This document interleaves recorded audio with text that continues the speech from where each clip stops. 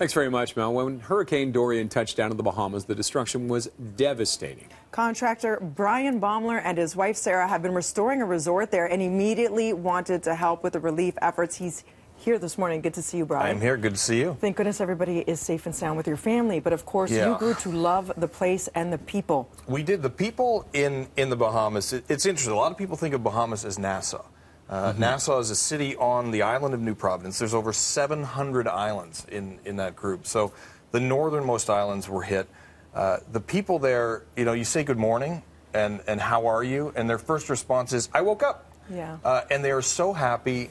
They are the most giving, beautiful, caring, community-oriented people that we've ever met. So it's been the best year and a half of our lives. Sorry, go.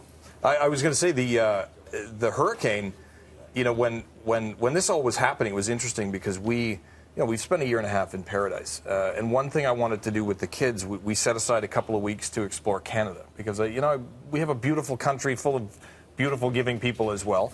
And with Go RV in Canada, we set up this whole trip. They hooked us up with a bus and set this whole itinerary up for all those kinds of things you normally drive by and don't even think about. You know, jet boating up a river, and then Josephine going down a zip line on the mountain, and just the most incredible trip we ever had. And I got a text message as we were just getting into it from our GM, who's a pilot and very conservative, always watching weather. He said, there's a tropical low coming out of Africa we need to keep an eye on. And that's kind of how this all started. So throughout this trip, we're watching this thing grow and grow, and it was pointed directly at the hotel as it was a Cat 4 and growing. And I sat down with the family. I said, you know, we have to prepare ourselves that when we go back in a few days, we're picking through rubble to, you know, find our personal belongings. Then, of course, it turned north and sat on Abaco and sat on Grand Bahama. And our first reaction, to be honest, was, thank God it didn't hit us. We're okay. And we got back down there and realized that it did hit us. The 74 people and family members were affected in 2 different islands from just 20 of our employees. We have about 80 local employees there. And again, the sweetest people, 12 deaths in that group. One of our masons, a big smiley, always the biggest smile. I watched his lip quiver as he told me he hadn't heard from his 2 13-year-old boys in 2 weeks. Lost his mother in the storm. They were separated. So we quickly realized that this affected the entire country and beyond the country. There's lots of Bahamians in Canada, lots of Canadians go down there. And we just instantly said we have to do something. And people have responded. You wanted to match people on a GoFundMe page, and they have responded to you. Yeah, it was interesting. I said to Sarah, we need to do something. Let's put a GoFundMe out there. We'll see if we can raise $10,000, and we'll personally match it with the Baeumler Family Foundation. And I showed her the phone before we went to bed on the first day, and I said, we're at $9,500. This is great. We got up in the morning. It was $25,000, and I said, this is incredible. 2 days later, we're at 50, and then 100, and you know, then I looked at Sarah and I said, we're matching this, you know. But it kept going. We're north of 180,000 now, which is incredible. We've been able to send relief flights into the affected islands with Makers Air, with clothing and food and you name it. A lot of our partners have jumped on board as well, sending mattresses. But we've also earmarked a number of funds for 2, 3, 4, 6 months from now when the media pulls out. And I mean, it's like these things went through a Moulinex. The devastation is absolutely unbelievable.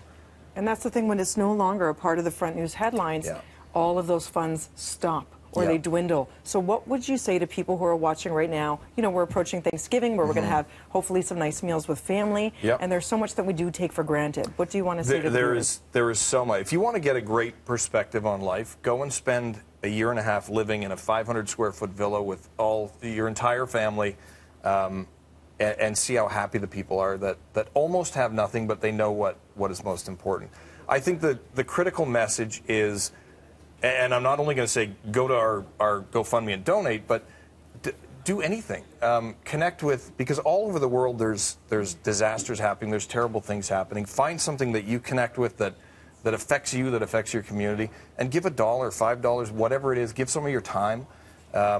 Just do something somewhere, because you know, people in general on the planet are good. We see so much news stories, and you hear people talking about how terrible and frightening and scary things are. but people are good. And one thing we've learned on the island is the people that aren't wearing shirts are the first people to offer you a shirt. Yeah. It's absolutely incredible. So the GoFundMe information's on my Instagram page, or I mean, you can find it fairly easy online. But yeah, do something, I think, is the message. And also with the Bahamas, I think people, when they saw that hurricane and the devastation they talked about, it was mainly the 2 islands. The other islands are open, and you can help them by going down and bringing your money down with you. That's the biggest part. We spoke to the Prime Minister and the Minister of Tourism, and Sarah and I, our initial reaction was, let's shut everything down, let's get all of our employees, local and Canadian, together, and let's go up there and help. Yeah. And the message actually was, well, now you have a bunch of employees that need to keep working to support their family members, to move them, so the best action is to stay the course. The Bahamas is, I guess, to compare it, if 2 houses burned down in Mississauga, Toronto's still open for business. You know, 2 major islands, a lot of smaller keys were devastated and affected. But the best thing you can do to support them is to actually go down there and support them, enjoy yourself.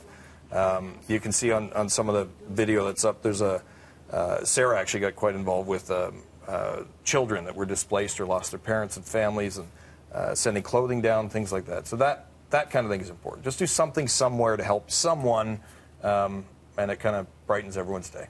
Either here or abroad, wherever you can. Yeah. Something we always have to keep in mind. Thank you so much, Bryan. Love to you and the family. Thanks for having and me. everybody in the Bahamas as you head back there. And I know you have lots of stuff coming up on the small screen for us, connecting as you do so beautifully. So we'll follow your adventures there as well. Thank you. Bryan, thanks very much. More on BT coming up after the break.